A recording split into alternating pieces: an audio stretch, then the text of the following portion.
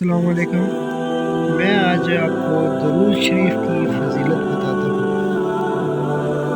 دو جہاں کے سلطان، سرور کائنات، فخر موجودات، آقا دو عالم حضرت محمد صلی اللہ علیہ وآلہ وسلم، آپ نے فرمایا، جب جمعرات کا دن آتا ہے اور اللہ تعالیٰ فرشتوں کو بھیجتا ہے جن کے پاس چاندی کے کاغذ اور سونے کے قلم ہوتے ہیں، وہ لکھتے ہیں کون یوم جمعرات اور شب جمعہ مجھ پر کثرت سے درود پاک پڑھتا ہے۔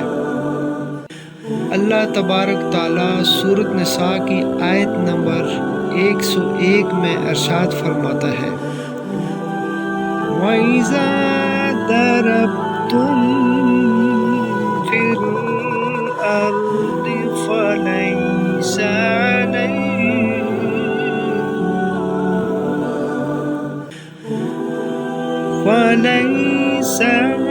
عَلَيْكُمْ جُنَاحٌ أَن تَقْصُرُوا مِنَ الصَّلَوَاتِ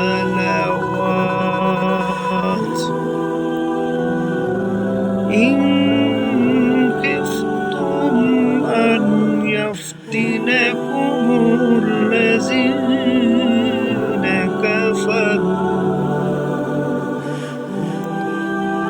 إِنَّ الْكَافِرِينَ كَانُوا لَكُمْ عُدُوًّا مُّبِينًا۔